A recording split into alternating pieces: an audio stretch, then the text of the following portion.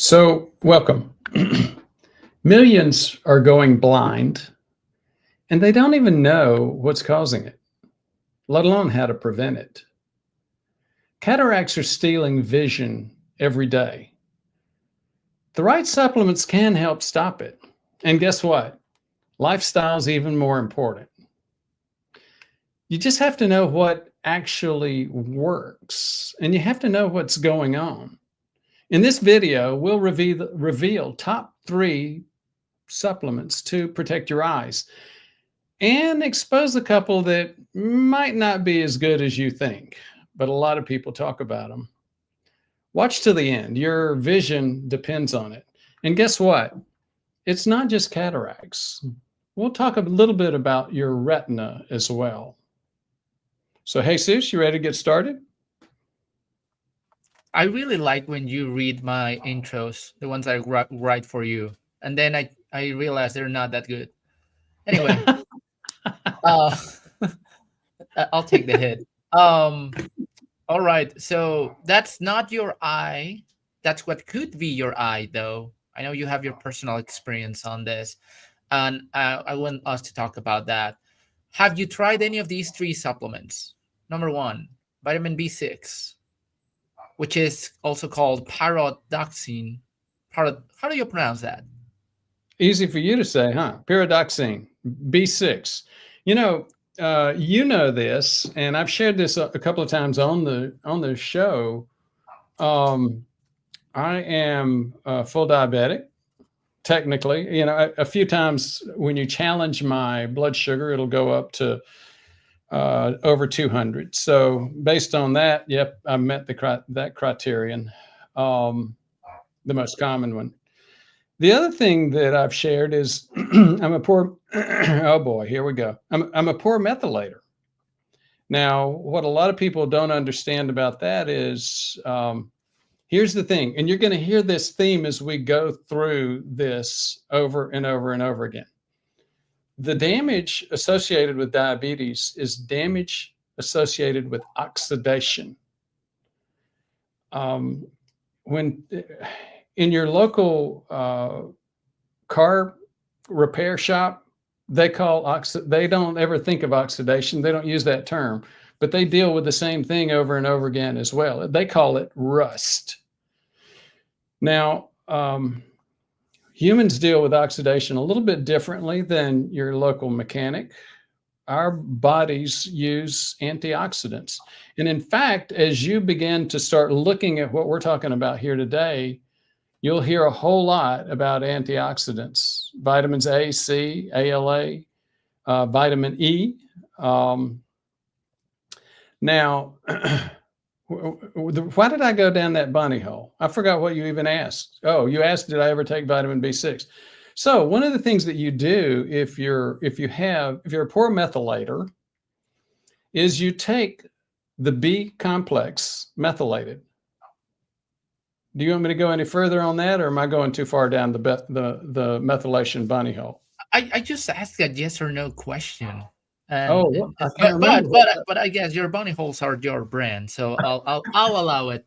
I just want to go a little bit deeper. We do recommend a B complex, but specifically vitamin B6 on some research has been seen like in high doses, and they say high doses, 2.5 milligrams or more, has been associated with decreased events on cataracts. Like cataracts are not going to be developing as much. Unfortunately, and I hate to burst the bubble, I have seen a couple of videos where they promise that supplements or vitamins are going to reverse cataracts. I haven't seen evidence of that anywhere yet. However, you can prevent them, and antioxidants like this one can help. Although there's one study that found that people who were taking high doses of vitamin B6 actually ended up having more removal of cataracts and getting that lens through surgery. So that happens. Right. Vitamin B6 can reduce glaucoma risk, and it can lower AGE. And I know you love that topic. Would you mind explaining what AGEs are? Advanced glycation end products. It's not getting old. Getting old is a major part of what we talk about because, again, getting old is not for sissies. But AGEs when you refer to them that way, stands for something very different. It reminds me back when I was in medical school. Gosh, I think that might have been back in the time with some of the ancient Greeks. Hippocrates was one of my classmates. You were his senior, I guess. That's right. He was one of my students when I was. Oh man. But so anyhow, AGEs are advanced glycation end products. And even 40 years ago, when I was in school, I had an endocrinologist professor who would carry around a piece of rubber model of a muscle, and he'd pull that out of his pocket and say, "This is your muscle on your body tissue on diabetes." The point he was making is that diabetes, with its oxidative process, causes a plasticization or a rubberization of our tissues. Part of that process, again, is oxidation. Again, oxidation is combining with oxygen, like burning, same thing. Burning, rusting, oxidation, all the same thing. Advanced glycation is a related issue. It's where the glucose floating around in your blood will bind what we call covalently. It's semi-permanently to protein as well. And that glycation process causes that rubberization as well. So he was only partially kidding and only partially using hyperbole when he was saying, yes, this is your body tissue on diabetes. Definitely. And it's not exactly the same, but it's a similar process that you see on the lens of the eye, which is what cataracts are actually. Like, it gets cloudy because that lens that's supposed to be completely transparent and allow the light to go into your eye, it starts to get cloudy, and it's just that process of oxidation over there. Next one, vitamin B3. Niacin, also known as nicotinic acid, is an essential B vitamin, and it also impacts lipid panels, especially HDL and Lp(a). I know you have used niacin before for these purposes, but have you considered that for cataracts? I didn't at the time that I was taking it, because that was a few years ago. And yes, I don't take it so much anymore. What's your experience with niacin? Did you get that flush? I was going to say, it gives you a zing, gives you a flush for sure. The kind that I took, as you know, and I hope we don't get demonetized, but if we do, we do. Because I'm going to mention a couple of brands. Rugby. Just give me a minute. Do you hate money, or what's that? Okay, so you don't want me to mention the brands? No, go ahead. I don't think that's a big problem. So Rugby, RUGBY, and Enduracin are the two brands that we've gotten the best impact with. You know, a couple of our patients recently come to us with a history of having used Niaspan. I'm still not too clear on why Niaspan has had, prescription control, but we've used some of that too. And when I was taking the Enduracin, for the most part, it's got a wax matrix, and that wax matrix allows for slowed release of the niacin. So it's kind of weird. You'll take it, and unlike regular niacin, where you might get a burn, that flush right after taking it, you may get a little bit of a flush, not as much, but it may be hours and hours later, just totally unpredicted time periods. I remember when the whole thing came out about niacin, I was a young adult at that time, 20s and 30s. And at that point in time, 1920s and 1930s, or when was that? Well, almost the same thing. I was talking about when I was 20 and 30. So okay. Getting close. Gotcha. And I remember going to choir practice once, and it felt like somebody was taking my scalp off. It was just like, and I couldn't get it to change. It was a big deal. Now, some people say they like that. I quit taking it at that point in time because it was just too distracting. And it was decades later when I became an old man that I started doing some of this diabetes work and cardiovascular prevention work. Speaking of me being an old man, are you going to let me tell my story about cataracts? Yes, please do. And then we can go to the third supplement, which is actually a combination of supplements. So I was surprised because I remember a year ago, I think it was a year ago, you told me I'm going to see an ophthalmologist because of my cataracts. And I was like, okay. I mean, I guess growing old, it's not for ceases. Yeah, that's true.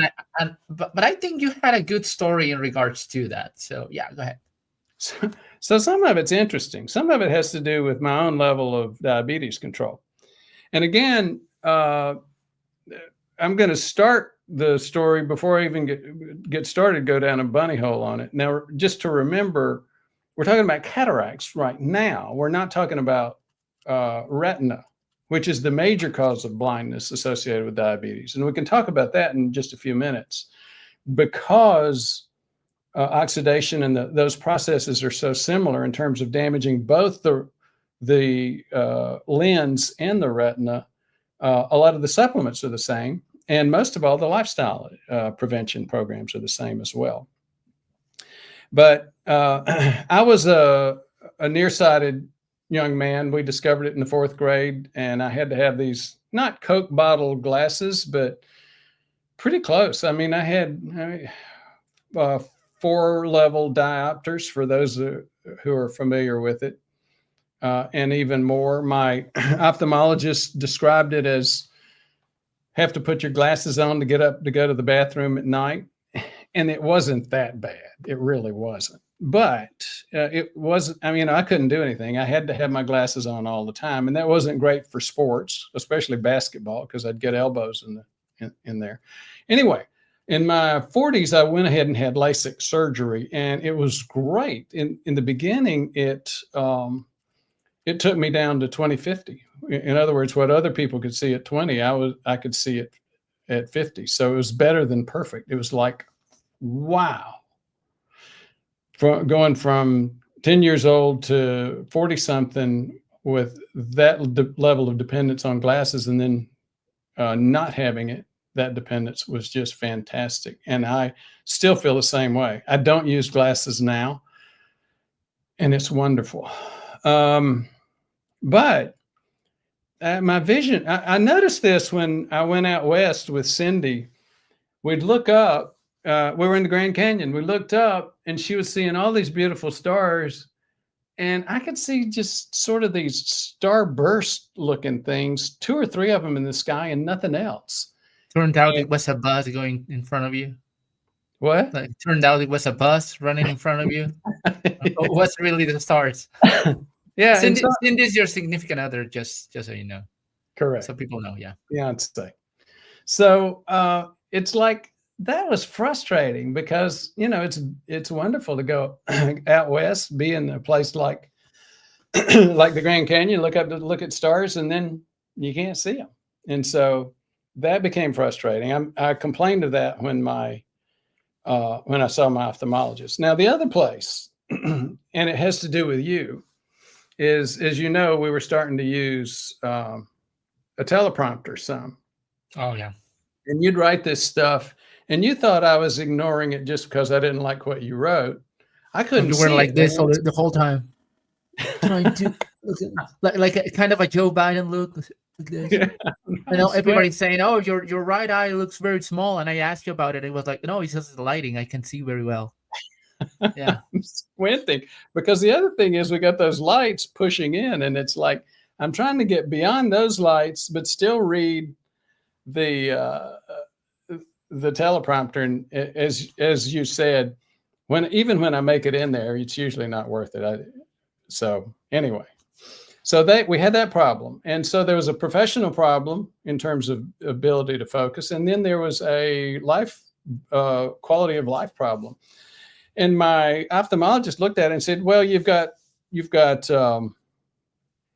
cataracts. And he said, but here's the thing, your vision is still good enough to where it fits for safe driving, the criteria for safe driving. And now that you're an old Medicare patient, Medicare has to decide whether or not they would agree to pay for it, and they won't. So he had me come back 6 months later, and he said, maybe 6 months from now, it will have progressed enough. Well, Well, when you are legally blind, we can pay for the lens for right, you, exactly right? right, Yeah. exactly right. So, um, so here we are going on a year and a half now with that, and I saw him, as you know, we were talking about it. I saw him last week or 2 weeks ago, and I think he's expecting that I'm going to start saying I can't see this or I can't see that when I actually can. So part of the problem is I'm controlling my diabetes, and I'm not getting that much progression of the cataract. Now there are Yeah. two major things that cause cataract problems. One is the oxidation of diabetes, and the other is the ultraviolet light, ultraviolet rays from the sun. And, Mhm. you know, back when I was managing all of this myself and things were going very efficiently, I was able to get out and play a lot of golf. But now that you've gotten involved, and Fred and Miranda, I don't have time All for the golf time. anymore. So I'm not Well, getting any ultraviolet light. So that's you what happened. All be my careful. Be careful what you wish for. That's the S- truth. So let's see the other supplement, vitamin E and vitamin C. So it's interesting because research on these ones is not so much about supplementing; it's more about dietary doses that they work like a key to a lock that will allow you to preserve your lens. So dietary doses are usually enough. They attenuate lipid peroxidation and fortify the cell membrane on the lenses. So they're potent antioxidants. If you're not getting enough vitamin E and vitamin C, which a lot of people are deficient in, yeah, keep that in mind because they're kind of critical for this process. Not necessarily to supplement, but have them on your diet. And I think you wanted to talk about also about glaucoma. Well, not glaucoma, but age-related disease, eye disease. That's one. And I wanted to talk to you also about another supplement which I've seen on one of the most popular videos on YouTube that uh, claims to reverse cataracts, which unfortunately I don't think it's true. But what do you want to talk about first? Well, let me just mention age-related eye disease, AREDS. You know, you mentioned before that a lot of the objective science, objective evidence is not quite as good on supplements. It's a lot better with AREDS. There's a group, I think it's University of Miami, has done a ton of work in that space. And again, a few years ago, back when the channel was much higher quality, before you were here, we actually showed a lot of. Why are you guys lighting people? Yeah, right. So I had an ophthalmologist on who specializes in that, and he showed a lot of images of retina pre and post AREDS. So what I will want to do, mention after we finish talking about supplements for cataracts, I want to talk about AREDS and AREDS 2. And then we'll go back and do a little bit of comparison between the two. And just to give kind of information regarding that, there's a formula on those studies, which is a combination of vitamins, minerals, and vitamin C, vitamin E are the major components. They also include other stuff like beta carotene, copper, lutein, zeaxanthin, and zinc. But I think you have more information about that study. But let's talk about something that, at least from what I have seen, doesn't really seem to work. So I saw a video that was promoting heavily a supplement called N-acetyl carnosine. So at least 2 or 3 studies, trials that on paper looked like well done, were showing that they can decrease the cataract development. But all of those papers were sponsored by a company called Innovative Vision Products Inc. And guess which product does this company make? Don't tell me. And acetyl carnosine. So when you see those results compared into a a Cochrane review, which is a meta-analysis of multiple studies, they didn't show any benefit. The one thing that is true, though, is that it doesn't seem that N-acetyl carnosine actually has some serious side effects or any side effect. So if you are a fan of placebo effect, they might work. Like, we just don't have enough evidence to say this actually works, at least not unbiased research yet. Just saying, if you want to spend your money on it, go for it. Just trying to give you some more information from what we have seen on the evidence. There you go. Want to talk ARED at age-related eye disease? Before I do, let me talk a little bit about, let me spoil the beans. You hate it when I do that, right? Yeah, but I've learned to understand that you do whatever you want. So I've made my peace with that. So at the end of the day, the reason I'm not getting, the reason I'm getting frustrated and can't get my surgery for my cataracts because Medicare won't pay for it is because my eyes aren't getting any worse. You're as healthy as you can be. That's right. Too healthy. Yeah. So the other thing associated with that is it's not because I'm taking AREDs. It's not because I'm taking these supplements. Yes, the supplements can help. And again, as I've said, especially with AREDs and AREDs 2, the supplements have shown to have to demonstrate objectively with good evidence that they help. But nothing helps like lifestyle. Yeah, for sure. Nothing. And the other thing that I'm going to say is, as you know, you and I both used to do this all day, every day. Now that you've gotten this cush job managing the YouTube channel, what's that? The cush job managing the YouTube channel, I'm having to do all the work seeing patients, and I can tell you what it's like. Patients tend to want to complicate things because they want to focus on supplements. There is a place for supplements, but it's not as a replacement for lifestyle. Once you start getting into the lifestyle stuff, it's fairly simple. It's keep that blood sugar and insulin levels low. And part of that has to do with, number one, knowing how your body reacts to foods. Number two, managing your body composition. And I'm talking about increasing muscle mass, muscle health, muscle strength and function. A lot of people, once they even start getting into this, get a little bit too focused on muscle mass and not focused enough on muscle function. So they start talking about protein, gaining weight, et cetera, and they want to do that instead of the painful, hard work. It's just hard work, and you just got to do it. You got to manage the carbs in your diet, the glycemic carbs, and that takes understanding a little bit about diet. You don't have to become a PhD in it. You got to understand a little bit about it, and you got to understand a little bit about how well your body responds to it.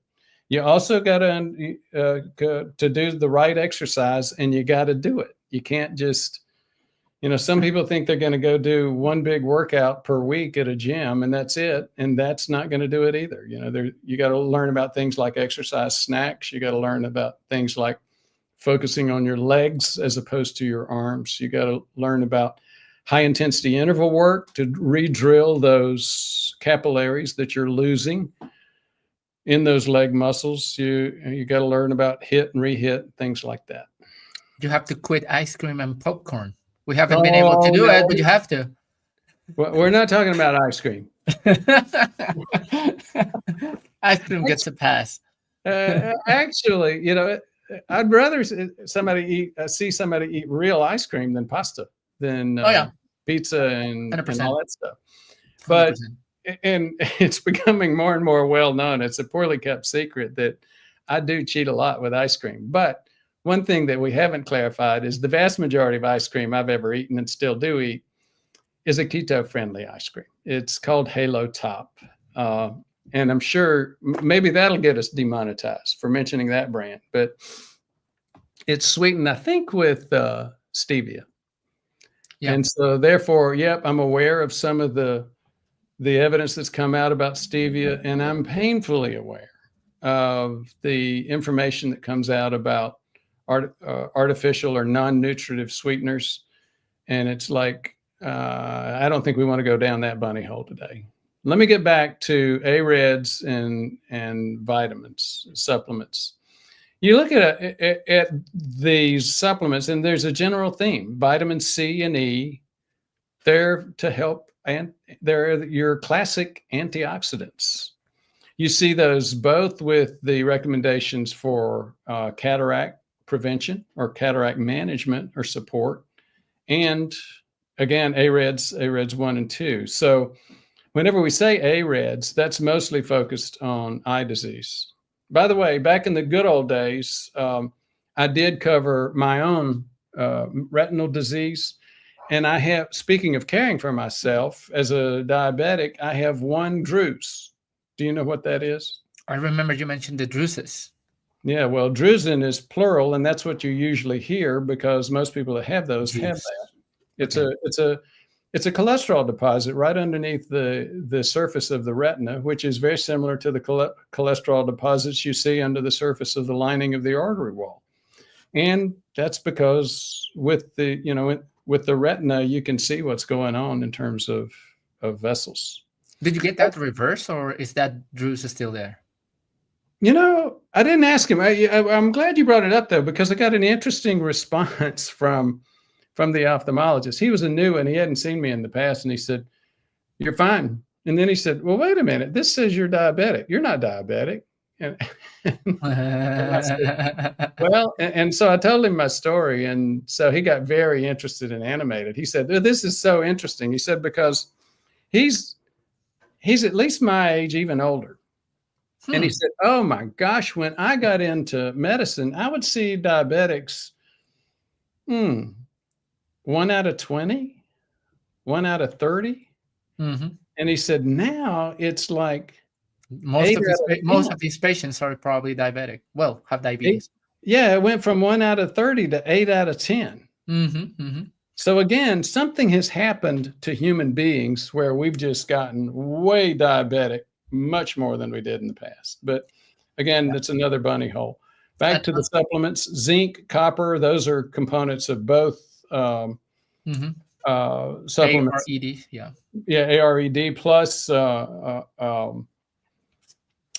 cataract supplements. Lutein and xanthine, zeaxanthin are what we call carotenoids, similar to carotene, beta carotene. Now, they weren't included in the original AREDS formula back in 2001, but it was updated in 2013. And sure enough, they went back and added that back.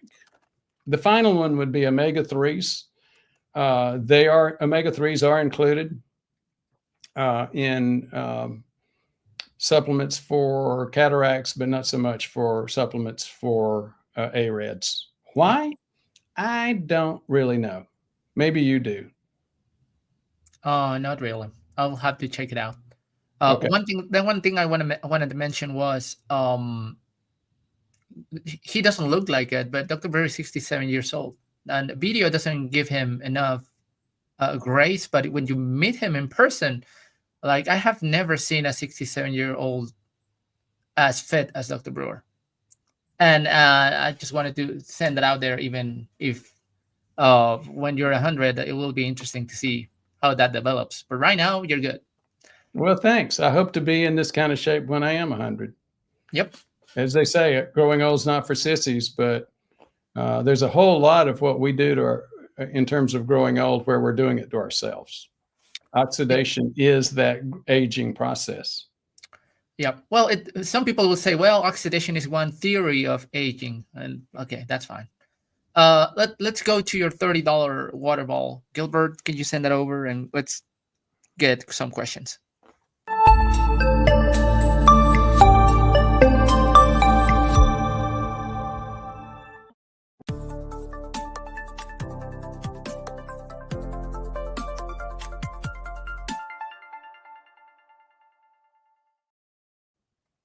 So Matt G, Drifting Life, And Jeffrey Healing Waters just became, well, I think Jeffrey just gave us a super chat, super sticker. Thank you so much. Does go a long way. Matt and Drifting Live became members. An easy way to become a member, we started putting a link below the description of the video. So you click on that, become a member. It's a couple of bucks a month. Not so much about the money. It's about trying to honor that extra help that you are providing. So we answer questions first, and we have exclusive YouTube member videos or channel member videos every week, every Wednesday.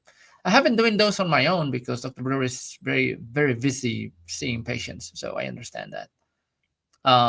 People are going to start feeling sorry for you.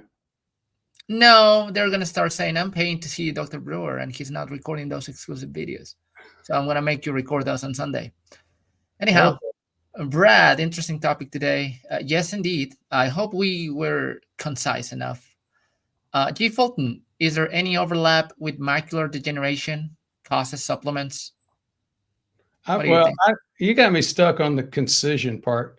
If you really want concise delivery, this is probably not a good channel. We're not quite so capable of it. I mean, we do have a whole lot of short videos. We specialized in short videos prior to a year ago, and we still do a lot of shorts. The shorts are concise by definition. Yep. And the answer to that is? Overlap with macular degeneration. Well, age-related eye disease. When you hear the term age-related eye disease, think macular degeneration. And when we're talking about AREDS and AREDS 2, think macular degeneration. Thank you, G. Fulton, for making us aware of that. We live in our own little world sometimes and forget basics of communication, like defining what we're talking about. Or speaking English properly. Sorry. Yeah. Joe SXM, is it just preventing, or can there be a delay of existing and progressing cataracts? That's the thing. From what I've seen, most papers are focusing on preventing the occurrence of the cataract. Some studies might suggest that it can slow down the progression, but this is in regards to supplements. I do believe Dr. Brewer is an example of lifestyle minimizing the progression of cataracts by a lot. So if I could speak to that, by definition, I have diabetic eye disease. I have a DRUS, so therefore I have that problem, and it's because of my lifestyle. I am slowing down progression. It's not significant because of, again, lifestyle. So the answer is a clear yes. Tree Lady. Yeah, remember Tree Lady? We met her last year on San Diego. My serum B6 level was in normal range. So is that good enough? Was testing to see if vitamin B6 implicated in homocysteine level of 11, age 71. What do you think? Here's what you want to cover that one, or you want me to?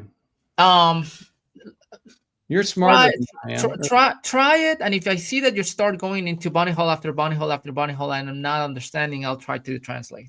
Okay, so I'm going to go back to the original bunny hole that I got about halfway down when you asked me about taking pyridoxine. Pyridoxine is a B vitamin. So here's the thing: homocysteine, once it gets over 10, you can make an assumption that you're not a good methylator. So what does a methylator mean? It's somebody who methylation is the human body's own method of antioxidation. So think about it. You can try the antioxidants. That's what most people do with supplements, and that's C and E, which we've already discussed. And it's also ALA and tons of these others that we're talking about, the carotenoids, etc. Or you can go back and say, well, wait a minute. What does the human body do for an antioxidant function? In a chemistry lab, you add hydrogen back to an oxidized material to reduce it and neutralize it. One oxygen plus two hydrogens, you turn it into water, which is neutral, and your tissue's back to normal. Your material is. The human body doesn't add a hydrogen back. It adds a methyl group back. And again, this is starting to get into a little organic chemistry. You don't have to remember all of it. Bottom line is you do have to remember this. You could go in and do a whole lot of testing to see if if you've inherited poor methylation characteristics, which over half of us have. Or you can say, I'm not going to do all the genetics. I know just on a practical basis, if my homocysteine goes over 10, I'm probably a poor methylator. And I've had the testing. I used to work for a human genetics lab. My homocysteine has gone over 10, and I'm a poor methylator. So what did I do? I want to get those methyl groups. The essence of a poor methylator is they don't get enough access and enough utilization of those methyl groups for antioxidant purposes. Quick reminder, oxidation is this, I mean, the vast majority of oxidation in the human population is due to the inflammation of diabetes. So what do we do then? Very simply, we provide the human body back as much methyl groups as we can. There's a couple of ways to do that. TMG, or betaine, trimethylglycine, is a simple a glycine molecule, but it's got 3 methyl groups on it. That's one way to provide methyl groups.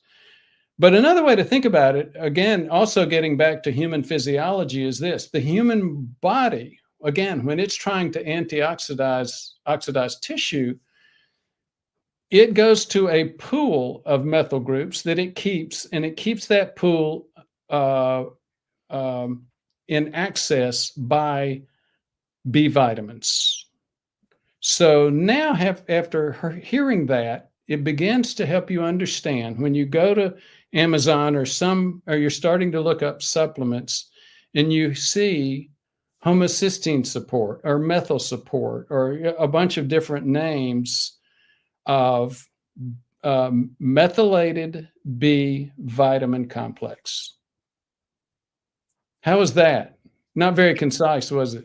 No, but I think it was good enough. I will just add that one of the main causes of elevated homocysteine is deficiency of vitamin B, B6, B9, B12. The other one is if you have that gene where you lack the MTHFR enzyme, which is also related to this. So some people just have that additional risk. The other part is that homocysteine itself, when it's elevated, can damage the inner layer of the artery wall. It has some inflammatory properties as well. So that's why we want to keep an eye on that. It's not, I don't think it's the major risk factor, but it's a risk factor to take into consideration. Joe SXM, can you jog my memory on how to check labs for kidney function? Does it need urine test plus blood tests? Correct. You need both. So the standard way is to measure your creatinine on your blood. That's going to be calculated by different formulas to give you a kidney function. But that can be messed up by multiple factors. So there's another way to do that with a marker called cystatin C. So that's another way to measure kidney function. And the other way, the other tool that we use is what we call the microalbumin creatinine ratio, which is a urine test where we compare how much protein you are dropping in your urine compared to how much creatinine you're dropping in your urine. And that's a good inflammation marker for the inner layer of the arteries on your kidneys. Anything to add on that, Dr. Bador? No, it was nice to see you start pulling your weight for a change. Trying something at least once. Drifting Live, anything on dry eye? Thank you. I think he asked later if dry eyes can be dangerous. Do you have an opinion on that? Well, obviously, very, very dry eyes can be very dangerous. You know, you start to think about things like Sjogren's syndrome, SJOGRENS, which is a totally different thing. It's a autoimmune function where you have some immunity against the parts, the outer parts of your eye. Totally different process. But that's really dry eye. I talked with my ophthalmologist about dry eyes, and I think he recommended Theratears or something like that. But he said that's not your problem. Yeah, you've got a little bit of a start of a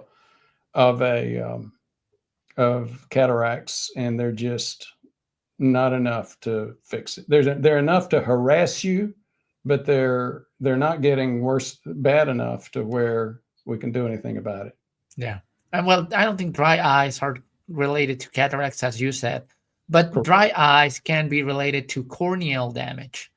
So when your cornea is too dry, you can start getting damage on that, and that can lead to blindness or some level of blindness or blurry vision. The other part that I wanted to mention with that is right now in the 21st century, the biggest problem is screen time. And I personally, somebody mentioned blue light on the comments. I wanted to address that real quick. I don't know if you have a different opinion. I haven't seen strong evidence that says that blue light is actually a problem. Oh, I think it's a good tool to sell expensive eyewear. Eyeglasses. I think the main problem is this dry eye, because you're too deep into your screen that you forget to blink, and that causes eye strain. So I don't know. What do you think? I think there you go again. No sense of how people are gonna react. We're gonna get pilloried because you said that. Everybody believes. I don't believe on blue light. I'm sorry, I just don't. I would love to see some papers that say that I'm wrong, and then I will change my glasses for blue light blocking glasses. I may be old, but you're the old curmudgeon of the group. What's a curmudgeon? Curmudgeon? Somebody comment and tell Jesus what a curmudgeon is. It's a grumpy old man. I'm gonna get blasted. Okay. Brad, 5 years into my lifestyle change has taught me the following: low carb keto diet, measure weight, waist, CGM, continuous glucose monitor, fasting, high intensity interval training, supplements, meds if needed, pursue knowledge. I think Brad just summarized the channel in one comment. I know. Don't show that very long, because if too many people read it, if they listen to him, we won't have any customers. Well, the side effect is getting healthier. That's right. We'll get everybody get too healthy. We won't have anything to do. That reminds me that old joke of the joke about the old doctor and his son. Do you remember that one? No. Real quick, an old doctor, senior doctor, was treating a patient for years. Then his son graduated from med school, take over the clinic for one day, and was seeing this patient, and the young doctor fixed the problem. He treated the patient, and he was like, "What are you doing? He paid for your college." Just exactly like that. What are your thoughts on taking iodine? Is it safe and helpful? Oh man, talking about blue light and other stuff. Give your opinion on iodine. I'll give mine. I'm gonna get blasted. I understand. That's okay. So, well, given your reaction, I can already say you're not going to be agreeing with Ken Berry on this, are you? What I don't agree with is when we manage one specific situation that should be personalized and just generalize it that everybody should do this. I think it's a similar situation like for oxalates, Isn't that the truth? Don't you get so frustrated with everybody assuming anything they talk about is the best thing for everybody? Mm-hmm. And like the shirts that we are supposed to start producing, the reality is that it depends. So from my perspective and what I know about iodine is necessary, yes. And some people do need it. Yes, of course. It's necessary to produce thyroid hormones, but it's one component of the process. You do have a pool of iodine in your thyroid that different enzymes will use to assemble that and create these thyroid hormones. Some people need iodine to produce their thyroid hormones. Some people need other resources because they might have plenty of iodine to be used. So we had a patient not long ago who said, I quit my thyroid hormone medication, started supplementing with iodine, and my hypothyroidism got worse. I think he even ended up in the hospital. So that's the thing. We're not saying iodine is a bad thing. I'm skeptical that you can just use iodine and forget about thyroid hormone when you do have stuff like Hashimoto's or some autoimmune hypothyroidism. Thank you. And it's true. The human body is very complicated. And guess what? Everybody's human body is theirs and theirs alone. So you got to stop and evaluate the situation. Yeah. Iodine is not going to work for everybody. Some people have great thyroid function and they're getting plenty of iodine, and that's not an issue for them. So taking a whole bunch more iodine not only won't help, might cause some problems. Yeah. So this one is an interesting question. Is there a test to check the health of the glycocalyx? So glycocalyx is that component of the inner layer of the artery wall, which is like, what do you call those? I would say cilia. Yeah. Cilia. Yeah. Just, but how would you say it on layman terms? Oh, I struggle with that. So, I'm going to let you try that. I can. Well, the first thing that comes to my mind, like if you imagine algae on the ocean, algae on the ocean, which is cleaning up stuff and filtrating things. That's what the glycocalyx does. And when you're starting getting inflammation, you get rid of all of that algae, and it gets dry and it gets arid, and it can be damaged. So I know that there are some companies that do something called glycochecking or stuff like that to measure this. I personally don't know how accurate that is. Have you seen that? Yeah, and even there's a supplement specific to glycocalyx, and actually I was skeptical until I looked at it, and after I looked at the evidence, it looked pretty good. I think JMK used to ask a lot about it. I haven't seen much. I think the original founder exited and sold it. I haven't seen much about it recently. For the testing or the supplements? But for the supplement. Now back to testing, even Todd, who runs the CIMT. not Vasal Labs, but Cardio Risk, says he's got a lot of vascular function tests, and he's a big fan of them. He likes to suggest them when he sees patients, and I'm not quite as enthusiastic about them as he is. Yeah, again, I think if you have the money, it will be interesting to see the results. But I think it's kind of the edge of medicine still, where unfortunately we do need time and experimentation to really know if something is really working and see if your money is worth spending in there. But before you go back to that, I will say this. I think a very undersung and underappreciated study is the microalbumin creatinine ratio, because the microalbumin creatinine ratio is basically looking at the health of that lining in the kidney. And and we see that a lot, especially as people start progressing into diabetic injury, we start seeing them spilling microprotein into their urine. All right. Forgot a very important piece of the puzzle. Find a good doctor that understands metabolic health. One thing I appreciate about Dr. Brewer is that he has the skin on the game. It's not just theory. Yeah, I mean, I've seen some comments, especially from people who are new to the channel, which I understand. I'm as skeptical as the next person. Oh, isn't that the truth? They'll see I'm skeptical of what you say until you prove me otherwise. But they will see you and they will say, well, this guy, what does he know? He must be another chiropractor. No. You are seeing patients every day. And you only know that once you either join the program or just watch the YouTube videos and we start sharing some of those stories that we see, or even have patients on the channel. So that's when you realize. Thank you. I use over-the-counter eye drops like they are going out of style, but my eyes doc says that it's okay. I think the screen time is right as well. Yeah, and that's a problem a lot of people have and don't realize. Just a real quick, I'll slip this in. One of your favorites, ET himself, asked you UVA or B. It's both. Do you have it on your, can you show it? Both. Oh, okay. Yeah. Ultraviolet light. Yeah. I mean, and not saying it's not good to get some UV light. I mean, it's just a factor.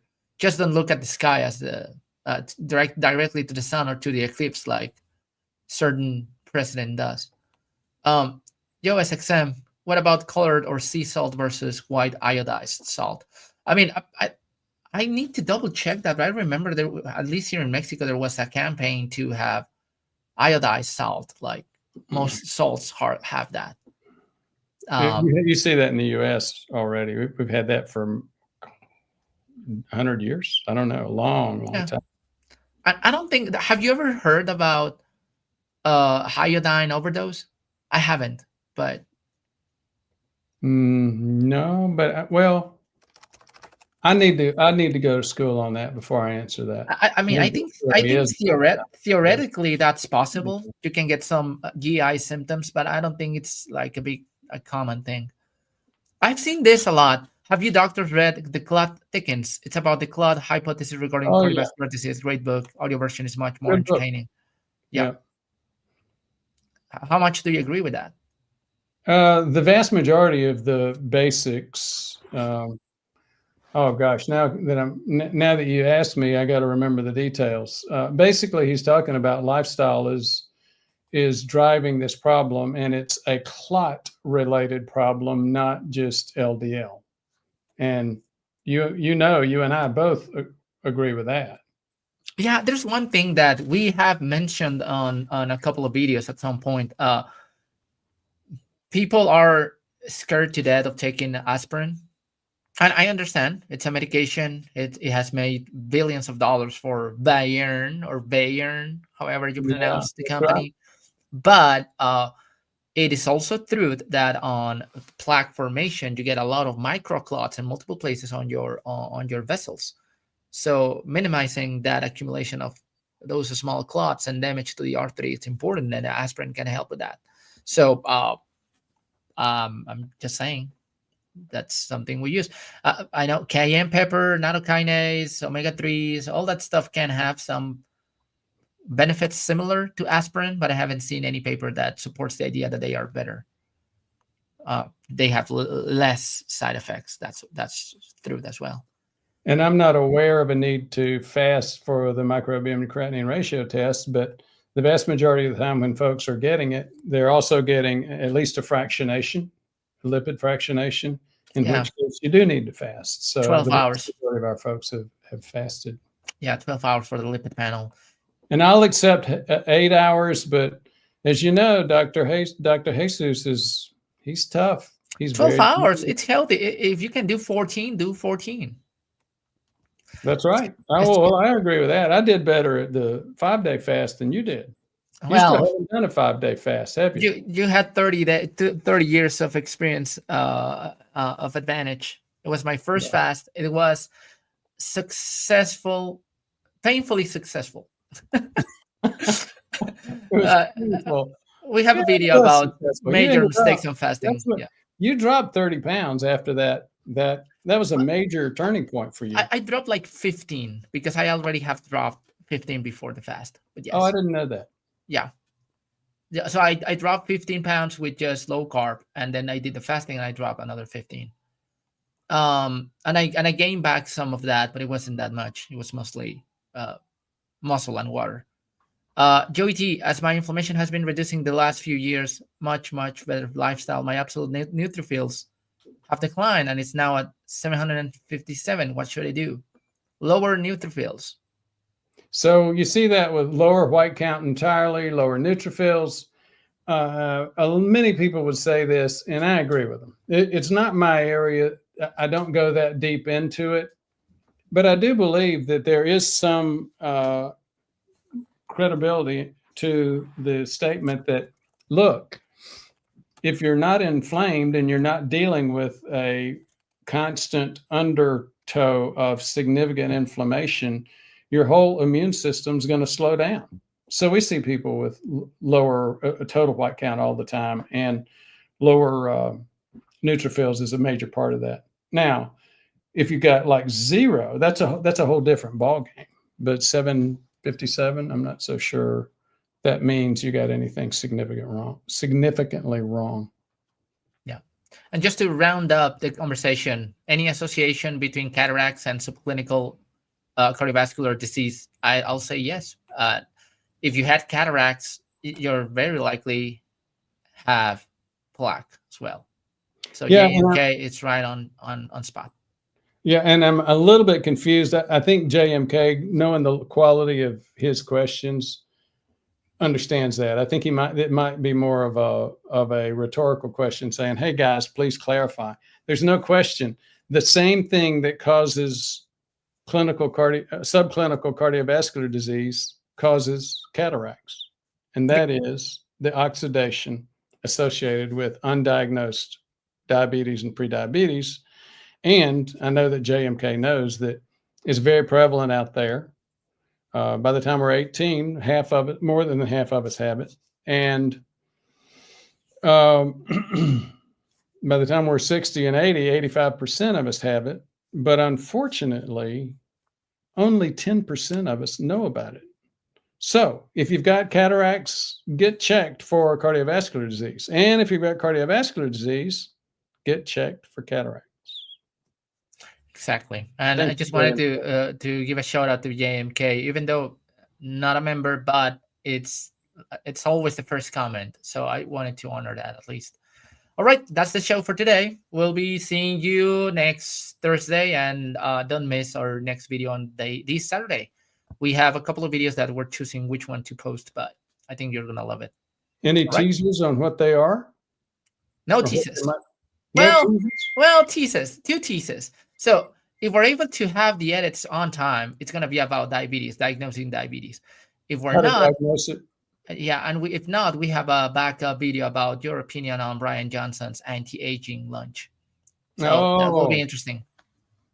That was a fun video. Yep. Brian Johnson, he's trending right now, isn't he? I think he's not trending that much, but we probably got late to the party. But anyhow, it's still not trending as much as you would think he should be for somebody who just had a documentary. Who did that documentary? It was a Netflix documentary on him. Yeah. Okay. It's good stuff. Yep. All right. See you next week, guys. Thank you so much. Yeah.